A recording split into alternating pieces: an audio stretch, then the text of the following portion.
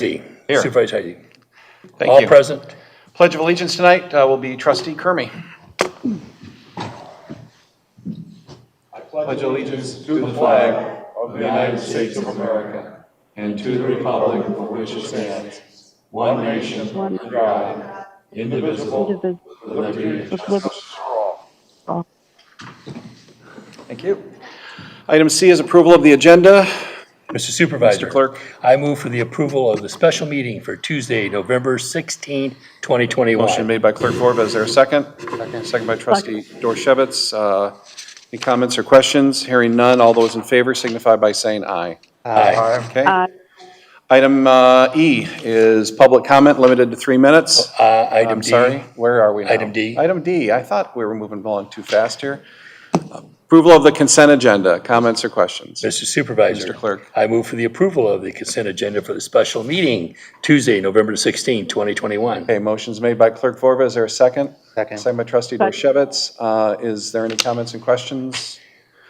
Very good. Hearing none. All those in favor signify by saying aye. Aye. Item E is public comment, limited to 3 minutes. This will not be your only opportunity. There'll be another opportunity at the end of the meeting. Going once, going twice? Okay, let's move on to new business.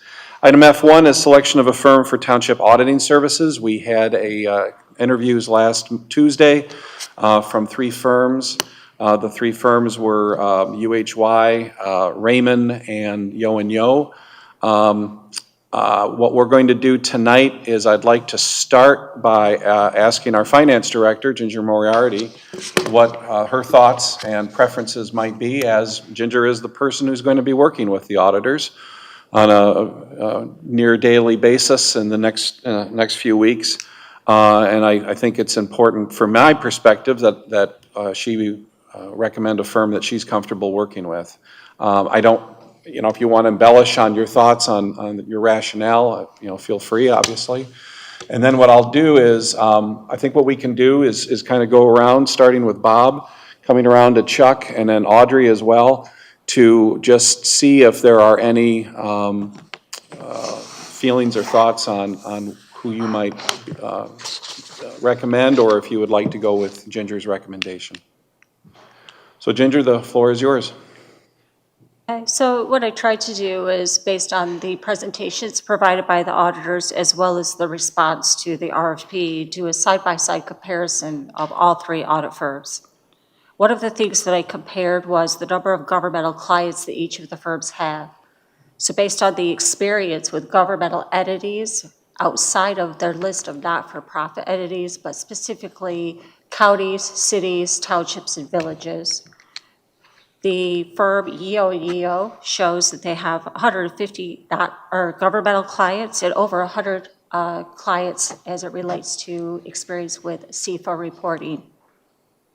When I compared that to Raymond, they had reported a total of 75 governmental units between their counties, city, villages, and townships, while UHY provided during their audit presentation here before the township, as noted during their verbal presentation.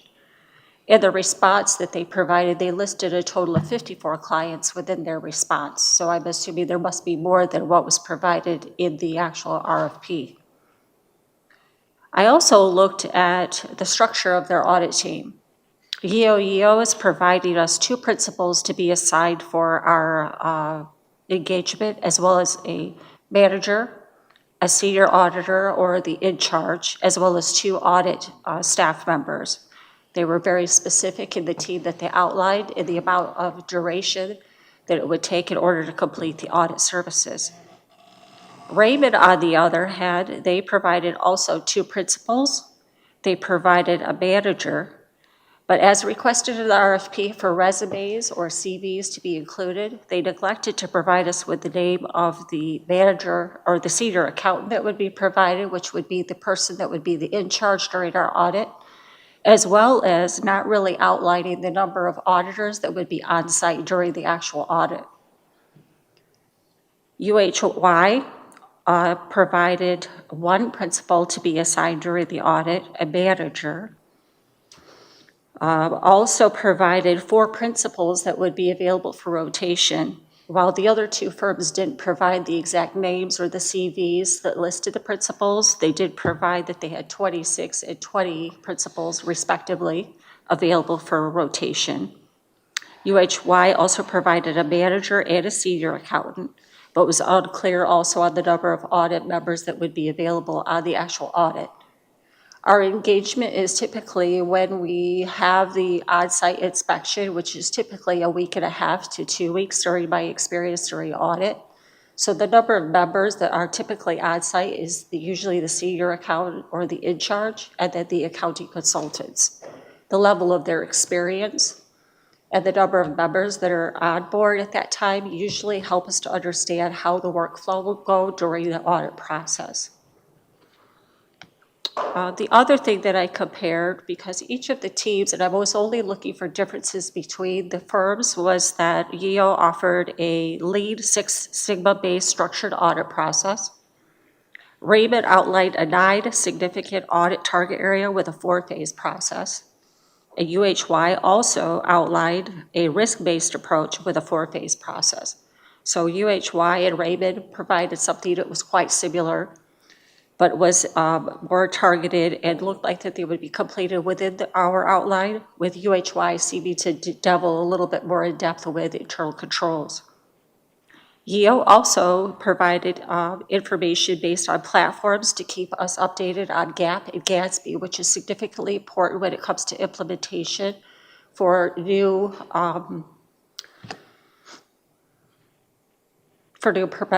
pronouncements. They indicated and talked about providing templates, work aids, education, talked about one-on-one conversations in the RFP response. They started to touch on it a little bit, and I think we interrupted them with some questions. Raymond also talked about GAAP and GASB, talked about quarterly webinars, talked about updates, talked about providing us with work papers. They specifically mentioned during the interview GASB 68, GASB 75, talked about ARPA, talked about some of those types of things as we come up to GASB 87 with the leases that are coming out. UHY didn't actually talk about that during the presentation, and what I could gather from their response was that they have a website that they make available to the client where we can look up information on our own, but it really doesn't speak a whole lot to education or providing with information on GAAP or GASB or how they would get us ready to implement some new type of GASB. So based on my comparison, based on the level experience, based on the number of clients that they have in the governmental accounting field, I ranked each of those based on those differences that I found. My top ranking was for YO, my second ranking was for Raymond, and my third ranking was for UHY. Does anybody have questions of Ginger at this time? Bob? Yeah, I'll go ahead. I'll ask you a couple of questions because, first of all, thank you to all the people that participated in the process. And clearly, they all worked very hard to respond to the RFP. There's no question. I agree. So and thank you for your work. So I did go back and watch the videos again. My ranking didn't come out quite the same as yours, but I don't feel that strong about them because I thought they were all, well qualified. I appreciate your analysis. There was a couple of things you said I just wanted to explore a little bit. That when you talk about the resources, how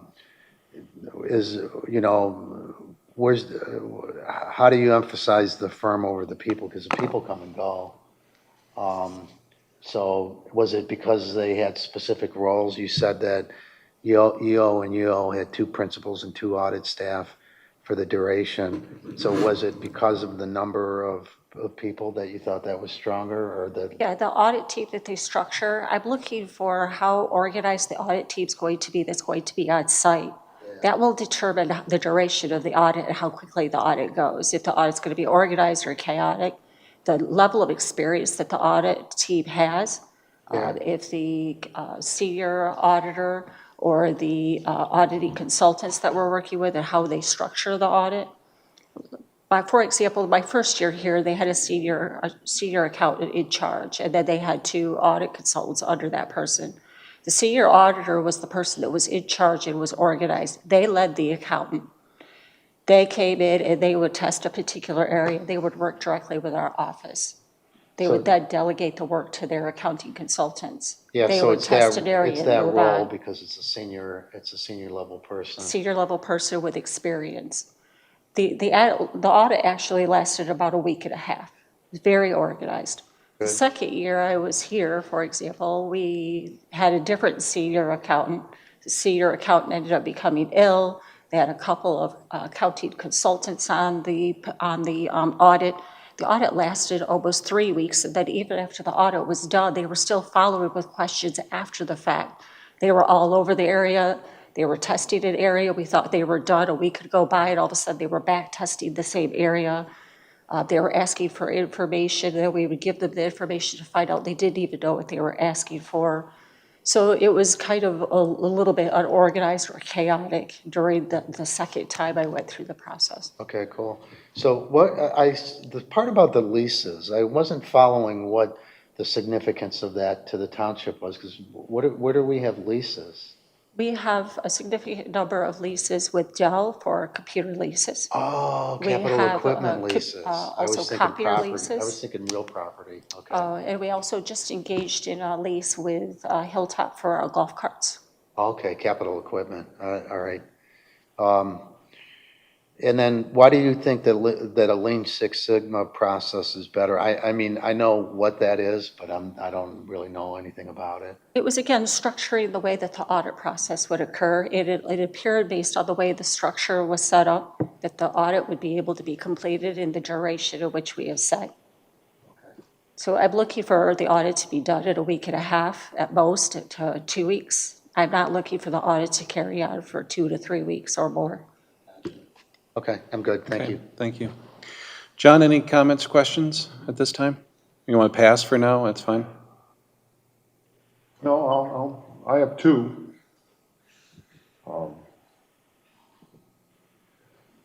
I have said that I would support the recommendation of the finance director, the clerk, supervisor, and the treasurer. I was thinking that we might get a recommendation from that quartet, those four, who work with the audit firm on a daily basis and are in this building and are, they are given the job of operating in the best interests of the people of Plymouth Township.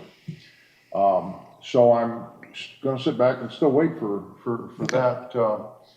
I function like, give me a recommendation. I'm not gonna tell Chief Phillips which generator to buy. I'm not a technician. Chuck will do that. Yeah. I'm not going to tell, no, that's not my specialty. I know what my specialty is after watching Jeopardy for years, for decades. I know what questions I can answer like that. So my point is this, I was hoping for a recommendation from the people, the 4 full-time employees who are going to be working with this audit firm day in and day out. And the supervisor stressed that the person should be on site. Those persons were gonna have to come here. So I appreciate that. And above all, as someone who's been self-employed for over 36 years, I mean, the only criteria is service, and more service. So, that's all I have to say, and I'll wait to hear the recommendation from the clerk Okay. and from the supervisor, and do we not have one coming from the treasurer tonight? Nope, nope. Well, wait, we have Audrey too. She's out there. So, Jerry, any comments at this time? Or? Thank you, Mr. Supervisor, and thank you, Ginger, for your insights and all this.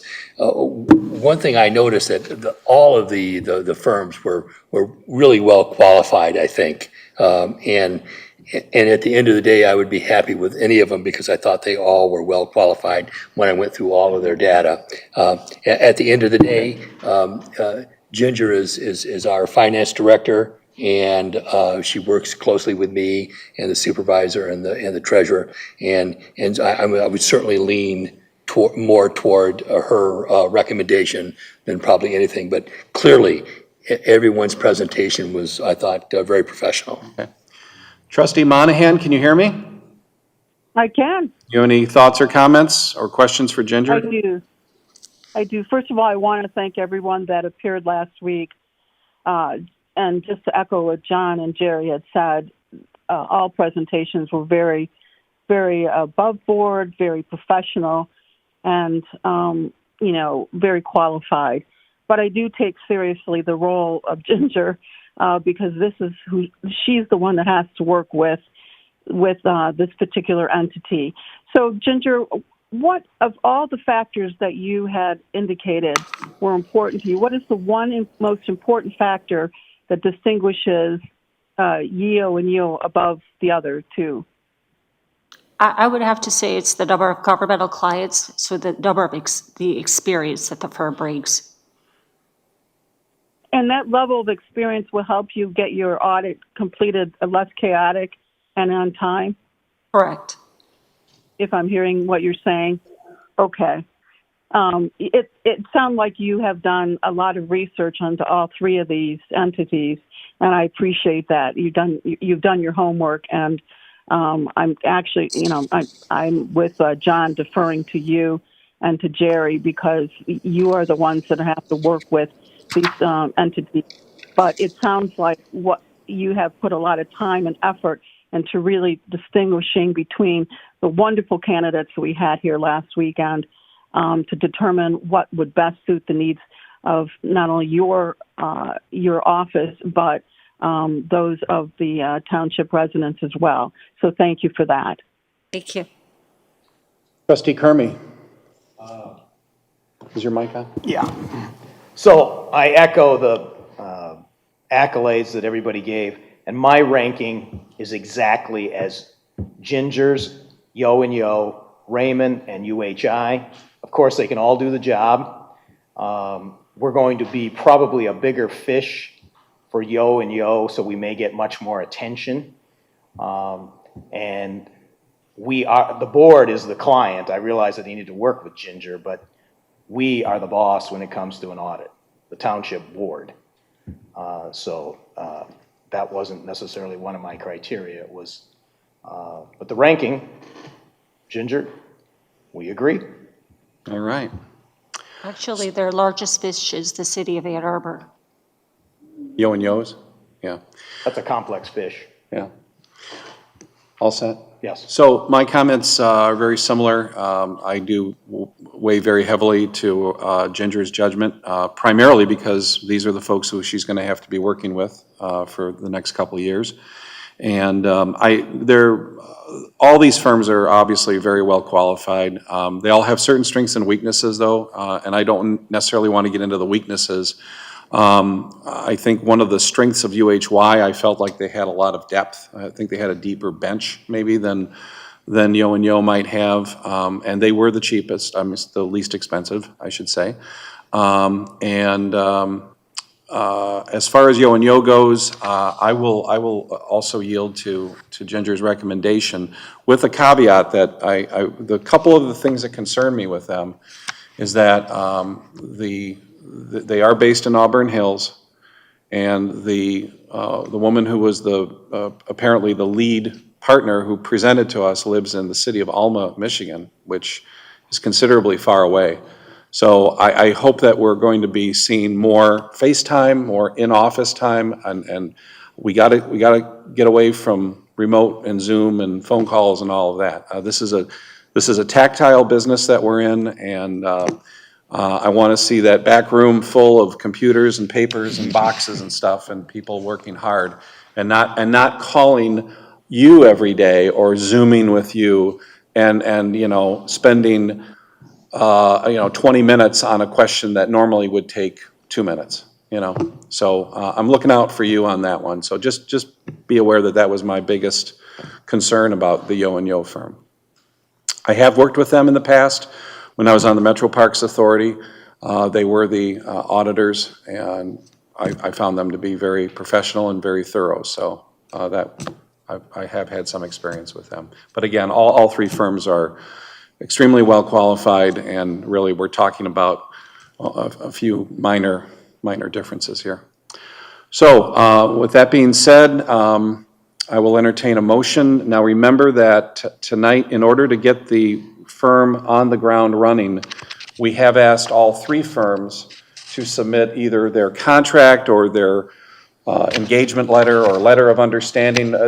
Each firm calls it differently, but their contract, basically. So what we would like to do is authorize an agreement with a firm subject to final approval by the township attorney.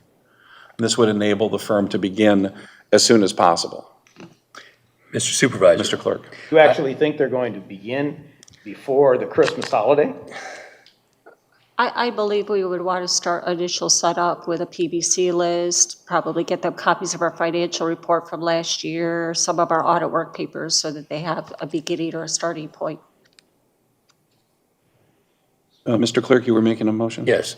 I move that the Board of Trustees approve an agreement with Yo and Yo to provide the township auditing services and authorize the supervisor and clerk to sign any required documents subject to a final review and approval by the township attorney. Motion's made by by Clerk Vorba. Is there a second? Second. Second by Trustee Dorchevitz. Mr. Clerk, please take the roll. Supervisor Heisey? Yes. Trustee Kermy? Yes. Trustee Dorchevitz? Yes. Clerk Vorba, yes. Trustee Monahan? Yes. Trustee Stewart? Yes. Motion carries. Thank you. Okay, thank you. Thank you, Ginger, and thank you, Bob Dorchevitz, for your very thoughtful research and questions on Thank you this. for that. Okay, item F2 is a public hearing for the industrial district designation for the Ridge 5 property. This would be the public hearing, so we will need a motion to begin the public hearing. Mr. Supervisor. Mr. Clerk. I move for the opening of the public hearing for the IDD for the Ridge 5 Corporate Park. Okay, motion's made by Clerk Vorba. Is there a second? Is it 7:22? Well, we need a second. Second. Second by Trustee Kermy. Mr. Clerk, please take the roll. Trustee Stewart. Here. Trustee Monahan. Yes. Clerk Vorba. Yes. Trustee Dorchevitz. Yes. Trustee Kermy. Yes. Supervisor Heisey. Yes. Motion carries. Okay, we are now in a public hearing at 7:22 on the matter of the industrial district designation for the Ridge 5 property. So real quick, the Ridge 5 property is pretty self-explanatory. This is the property that's managed by Hillside Development.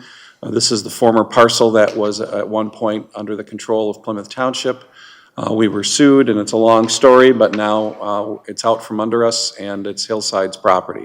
The property has been fully plumbed, road has been installed, and all landscaping is in place for the installation of new tenant businesses.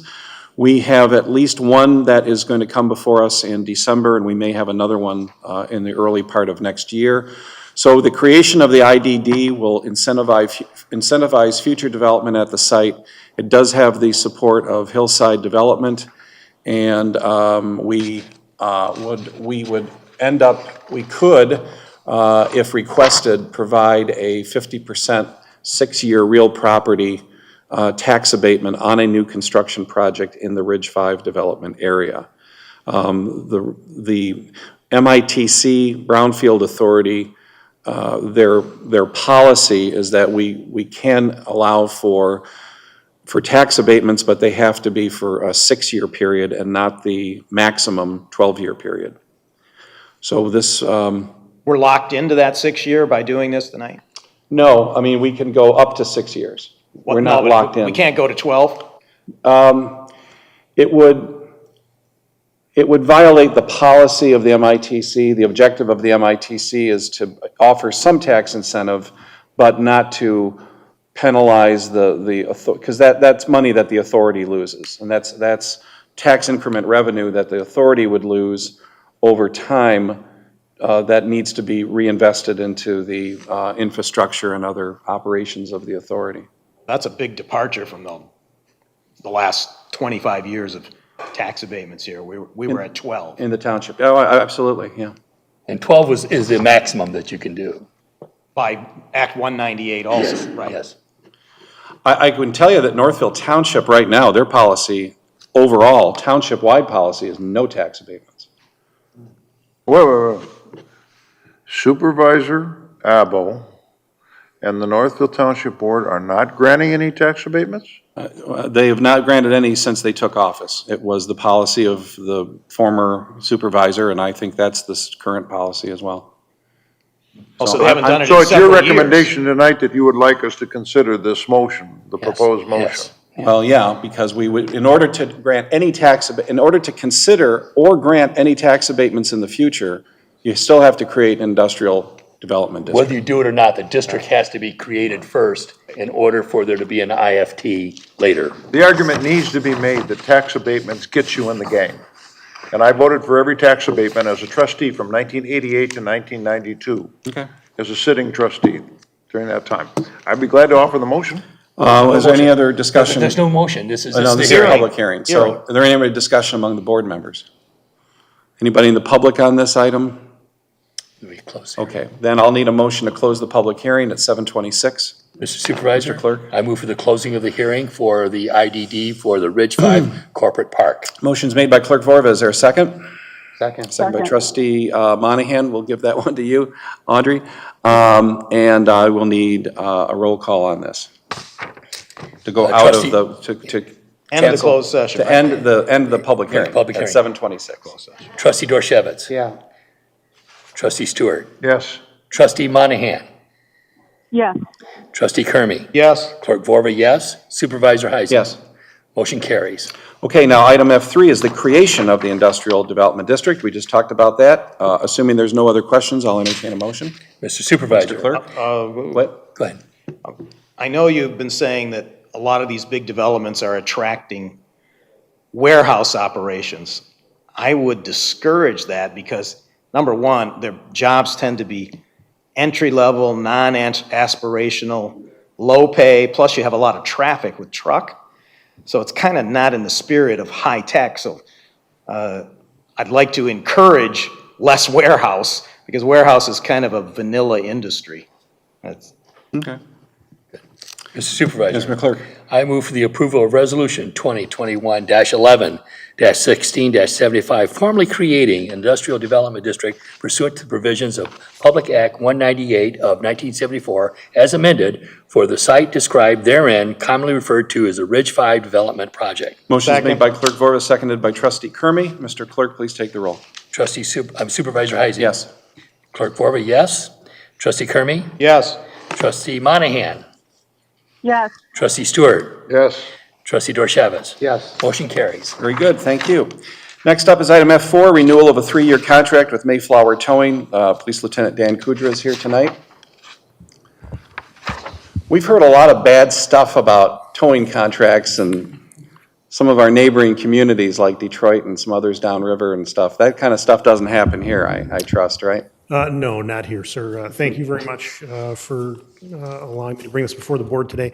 Those of you who were on the board back in 2018 may remember we approved rather to enter into a towing agreement for a 3-year term with Mayflower Towing. Back then, that contract was approved by the board, and it will be expiring at the end of this calendar year. In an effort to stay ahead of the curve and make sure that we are not operating without a contract, I brought to the supervisor's attention that this was preparing or getting ready to expire, and what was determined was that we would renew the contract for another 3 years with Mayflower Towing. I did reach Mayflower's out. based in Plymouth City. Mayflower is based in Plymouth Township. They're off of Starkweather, which is a city street, but their property is well back off of the street and actually falls within the township. I did reach out to the owner of Mayflower Towing, Glenn, who is here today, and I was concerned with the increased cost of fuel and labor since we went into the initial agreement with him, that he may want to revise his fee schedule. We gave him the opportunity to do that, and he did revise that schedule slightly. I provided in the board packet a comparison of his 2019 fees with his proposed 2022 fees. The two ones that I think are most relevant for our township residents is the towing of vehicles, 5,000 pounds and less. That went up $25. He is still offering a 10% discount for township residents on that. And then the towing of accident vehicles, that actually remains unchanged from his 2019 fee.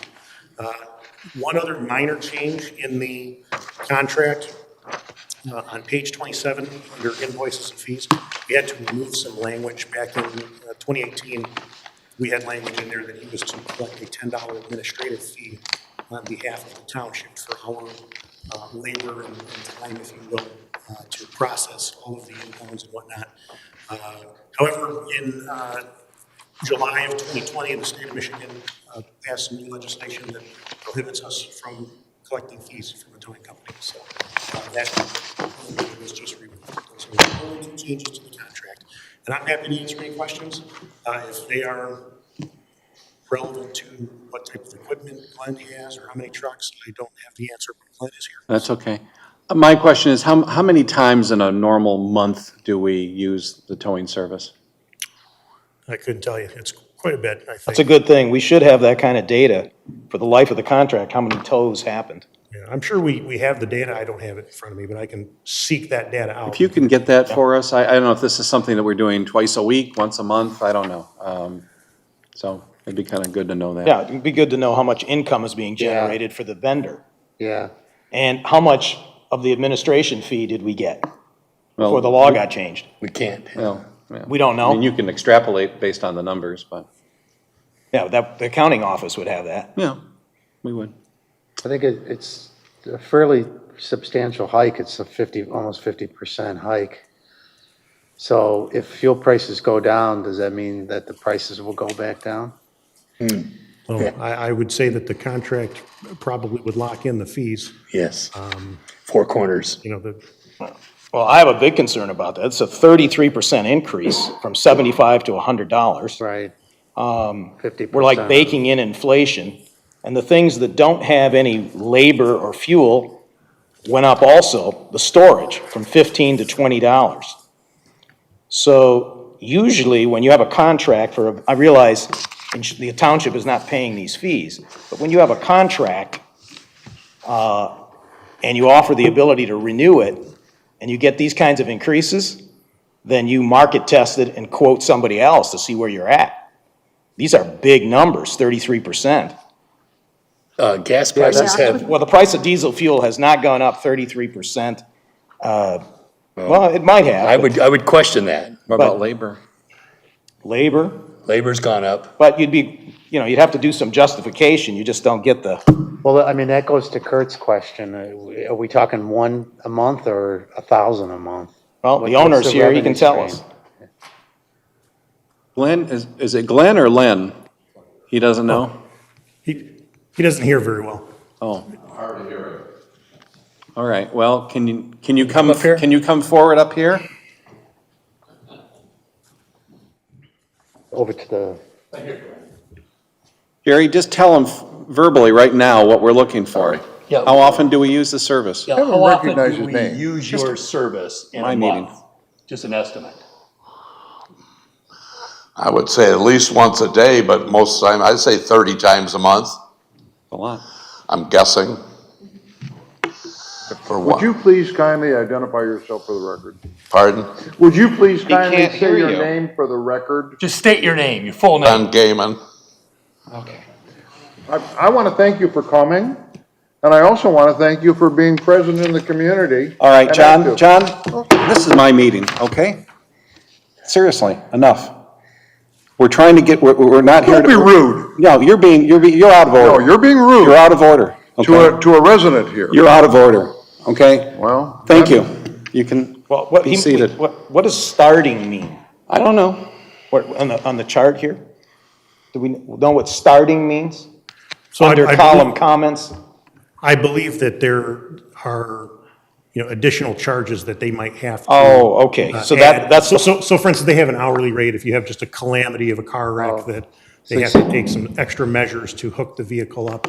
They might charge the hourly rate. And to go back to the prior question about the increase in the fee from 100, or where did we go? From 100, I think, from $75 to $100. $75 to $100. When we took the bids from the other companies, back in 2018, the closest competitor was Westland Car Care, and their price in 2018 was $125 for towing a vehicle under 5,000 gross pound, or 5,000 pounds gross vehicle weight rating. So Do we even, have no recommendation here tonight, or do we have an abdication of responsibility to make a decision? No, he recommended this company. Yeah. It's a Yes. He He continuation. recommended what? He recommended Mayflower, and it's a continuation, essentially, of the prior contract. Okay. So before, With increase of fees. Lieutenant Kudra, yes, Trustee Kermey accurately stated your position. yes, I am. In fact, he actually said he invited them to increase their fee. He gave them the opportunity Do for we the new need more contract. information before we vote on this? We're asking questions. That's what we're here for. Yeah, it's part of the Our work, job. it's part of the working it out, discussion, John. So would it be prudent, Lieutenant Kudra, to maybe rather than a 3-year extension, maybe do a 2-year or 1-year extension? That would give us a chance to measure what inflation's going to be like a year from now, which I'm sure will be worse, and, see what we want to do. Did the original contract allow for an extension of the similar years? so if I may. Well, yes, hold on, Prior to this contract, there was not a contract with Right. Mayflower. There was a correct? gap. We had contracts years ago, Yeah. then there was a gap where we didn't have one. The Yeah. last contract prior to the one that we entered into on January 1st of 2019 was struck in 2003. So Yeah. we went many, many years without a contract. Right. So yes, there was a very large gap prior to this. Okay, so are we Either still? that or with- you Yeah. index it to the price of fuel, and then you'd have to take something out of the Wall Street Journal Hard or to something do. that's recognizable, and you'd Yeah. have to use that. I'm going to use the Detroit CPI, the national CPI, I think the way it stands right now, the rates are going to continue to go up. Yeah, but see, you're building, but see, that's like 1970s, we're building the expectation. Remember, they used to give cost of living allowance, and people used to get a pay increase every 3 months? He's in the willing to do it 70s? for a set amount for 3 years. I'd like that. That would be my recommendation. okay. If we can lock it in I'm for with- 3 years. Audrey? So just so people understand Let's, what, hold on, Audrey, let's let Audrey talk. Yes. Yes, I'm with Jerry. I mean, I would like to have, I don't want it tied to the CPI. I would like to have a fixed amount, but I also like the recommendation or at least suggestion that Kurt has given, and that is maybe we make it for a 2-year. My understanding of inflation is the inflation is going to increase through 2022. We're looking at least until 2023 before we get some relief. So, within 2 years, we'll have a contract for 2 years, and then we can be evaluated at that time. No one can predict inflation. If they could, you'd sit home, you wouldn't go to work, and you put your money down on a futures contract. so, Okay. I'm not, you know what, it's true. No one can actually predict anything in life. Anything is possible. But we have some measurements that we go by, Chuck, that gives us some sort of semblance of what might happen in the future. None of us have a crystal ball. That's But why- But I'm That's why if you index it to the price of fuel, no one would have to guess, right? So, anyway, and things are predictive. That's why the vehicle you're driving in, somebody predicted how it will act on the road. But anyway, so 2 years or 3 years? I'd keep it 3. Okay. All right, My feeling. any other comments or questions? Then let's have a motion. Mr. Supervisor. Mr. Clerk. I move to approve Resolution 2021-11-16-76 to adopt the revised fee schedule and renew the contract for the towing services for the Charter Township of Plymouth with Mayflower Towing for another 3 years. Motion's made by Clerk Forva. Is there a second? second, Second by Trustee Monahan. Mr. Clerk, please take the roll. Clerk Forba, yes. Trustee Monahan. yes. Trustee Stewart. Yes. Supervisor Heising. Yes. Trustee Kermy. Yes. Trustee Dorchevitz. yeah. Motion carries. Thank you. Very good, thank you. Thank you. Okay, item F5 is an acknowledgement of state brownfield loan for the Courthouse Grill Apartment Project. We did talk about this briefly at a previous meeting. This is merely a requirement by the Department of Energy, Great Lakes and Environment whenever they offer this kind of brownfield redevelopment grant and loan for a brownfield project. They, at a minimum, require the local governing body to acknowledge the fact that the development or the requesting party, in this case, the Courthouse Grill folks, that we acknowledge that they're going to apply for the grant. So we're not approving a grant. This does not cost us anything. All we're acknowledging is that the applicant is going to apply. They may be denied, for all we know. But again, this is just part of the bureaucratic requirement of these of this grant and loan program. If this party is granted the loan, it will actually benefit the township because it would serve to accelerate their payments on the brownfield tax increment financing, which means it would put more money faster in our pockets and return that, shut that brownfield project down faster, and we would realize all of the tax revenue from the site. So this is kind of saying, we like this development? We're saying, we're not gonna say we like the development yet, because I think they're gonna come to us in December for the approval of their PUD, their planned unit development for this site. So we're not blessing the project, we're just blessing the developer. We're acknowledging that the developer is going to apply for this loan. I think it's convoluted. I've never seen anything like it, but it just seems like a bunch of. Who are the principals of District Capital Detroit, their names? Okay, well, I don't have their names unless they're buried in here somewhere. I couldn't find I know them. the one principal is Kevin Kovacevic. Yeah. Who I believe we have met with Resident at one before. time? He was a resident. I know he went to school. I think he went to school at Plymouth High and was born and raised in Plymouth. So one concern I have is when there was a brief mention in here of potential ground contamination. When the previous person was developing this, the conclusion was there was essentially no ground contamination that would qualify for brownfield. It was essentially debris. And now they have a whole list of chemicals. I'm trying to understand because the same business was there for 65 years. And before that, I guess it was a house.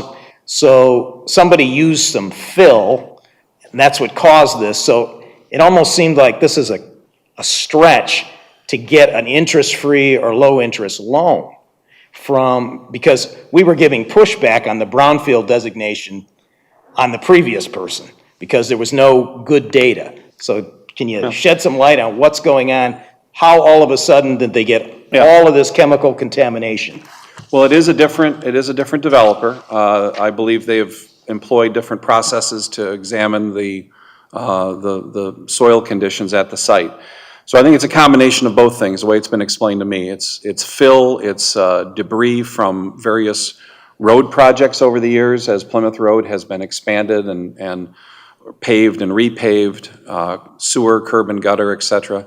And then there's also this contamination element, which I have been told that is the remnants of the underground storage and oil leakage that occurred at the northwest corner of Haggerty and Plymouth, which is all part of the old Burroughs motor pool or some kind of Burroughs vehicle facility that was at that corner. That's definitely a contaminated site, and the theory is that that has leaked. So this plume is migrating? Yes. Is what?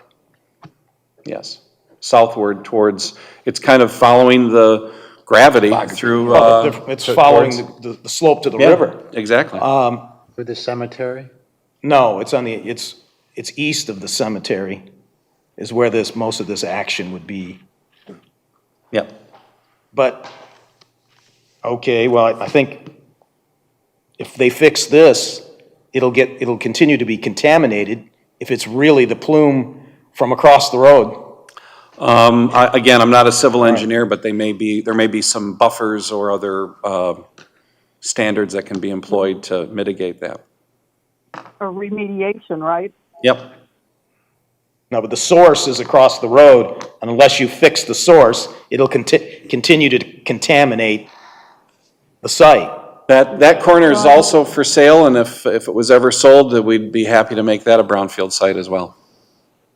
So, but again, we're just acknowledging that they're going to apply, and we'll see what happens. If they survive and get the loan, then we will all benefit in the end.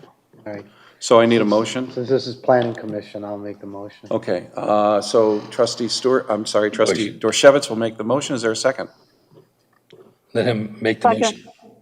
Second by Yeah, trustee you make- Monahan? Okay. Okay, then take the roll. Supervisor Heisey. Yes. Trustee Stewart. Yes. Trustee Dorshevitz. Yes. Trustee Monahan. Yes. Trustee Kermy. Yes. Clerk Vorber, yes. Motion carries. Okay, thank you. Item G is public comment, limited to 3 minutes. Okay.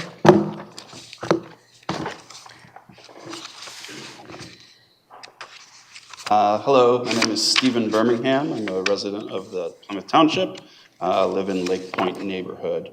My comment today is on the Courthouse Grill property, proposed redevelopment. I took an opportunity to go to that property and look at that location. I think that location is unique in that there are 3 very important neighbors to that piece of property. Being 1, the 35th District Court, which I think is an important part of our community. 2, Riverside Cemetery, which I think is a historic and important part of our community. 3, it backs up to the Hines Drive Nature Park. It's a nature park that has a walkway in the woods that I've gone many times. It's very beautiful, see lots of animals, the trees, and is an important part of our Hines Drive Nature Park area. And then finally, across the street is the Ravines of Plymouth, which is a condo complex that has about over 100 condos for individuals or families to live in. I understood the Courthouse Grill business. It's a historic location, and it made sense that those who wanted to have luncheons, perhaps after doing business at the court or laying a loved one to rest, would want to host a luncheon there. But in the meantime, that property was undisturbed when activity was not going on, which allowed for it, for the nature to be undisturbed around it. If this Courthouse Grill apartment project was to go forward, I think there could be at least 3 negative impacts to the township. 1 would be negative to the quality of life in the area. Building a large apartment on that piece of property in that unique location would add congestion and impact those who live in the area or utilize the Hines Drive Nature Parks. 2, environmental impact. That right behind it is the water runoff for rain. And so if a large building was placed on that property, I think it could potentially impact the rainwater runoff, which is already taxed by development in that area that continues to grow. And 3 is something that's a little harder to measure, but upsetting that balance between what is one of my favorite characteristics of Plymouth Township, and that's doing a really good job of managing the balance between having the convenience of the city and the beauty of nature. I value that balance. It's why I chose to live in Plymouth Township, and it's why I choose to stay in Plymouth Township, and I don't want to see that balance damaged. Just because the building fits on the property doesn't necessarily mean it's the right fit for Plymouth Township. So I request that the board keep these things in mind going forward. Okay, thank you. Thank you. Anyone else? Okay, board comments. I'll start things off real quick. We will not meet again until December 14th. So happy Thanksgiving to everybody. So we are having a meeting in December. Yep. Because the e-news showed no meeting. I can't speak to what the e-news So we says. are having a meeting. We are having a meeting on December 14th. December 14th. So a lot of that stuff that's on that agenda is still a work in progress, and it's a month away, so I don't want to raise or lower expectations on that one. Okay, Bob? I'm good here. John? A few points. I've received several comments thanking you, Steve Birmingham, for your comments regarding this development at the Courthouse Grill.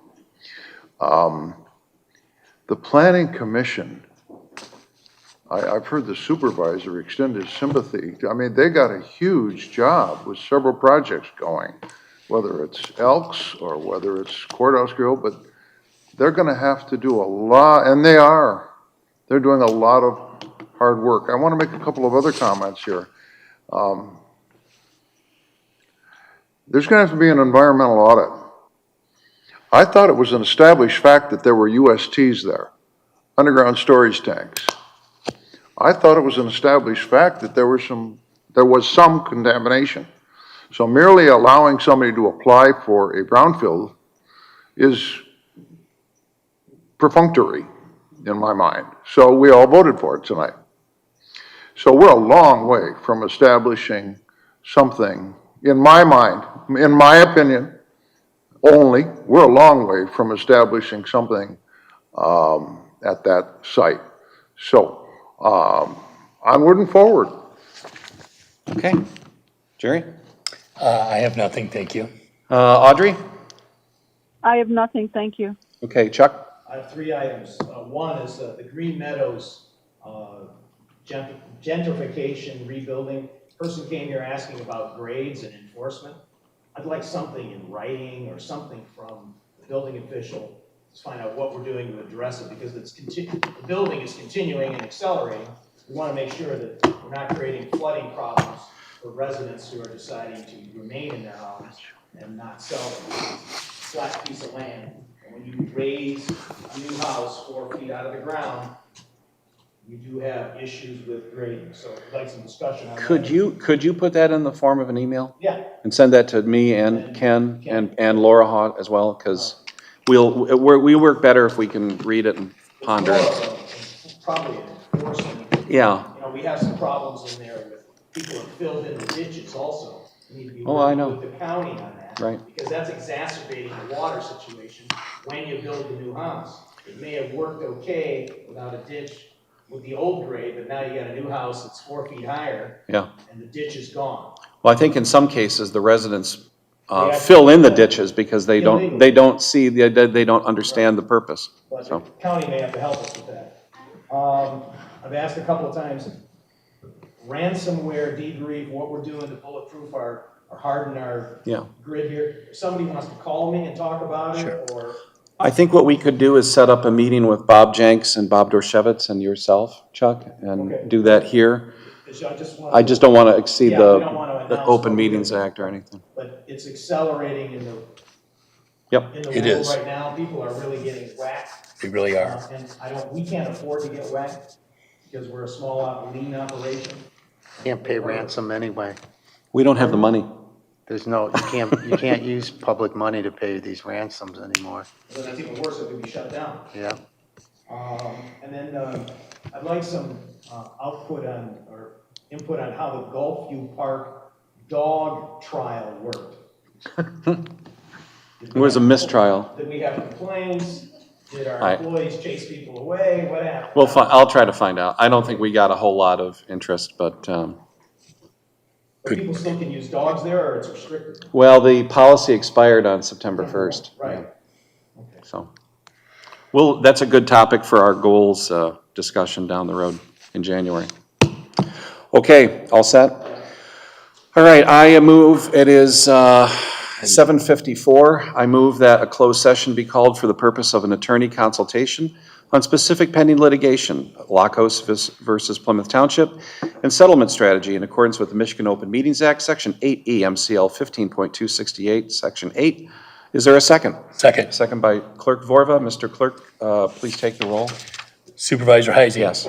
Trustee Kermy. Yes. Trustee Dorshevitz. Yes. Clerk Vorba, yes. Trustee Monahan. Yes. Trustee Stewart. Yes. Motion carries. Okay, very We're in good. closed We'll, session. we'll be going into closed session. If you're watching us at home, we will be returning only to officially close the meeting. That will probably not be televised. So again, happy Thanksgiving to all.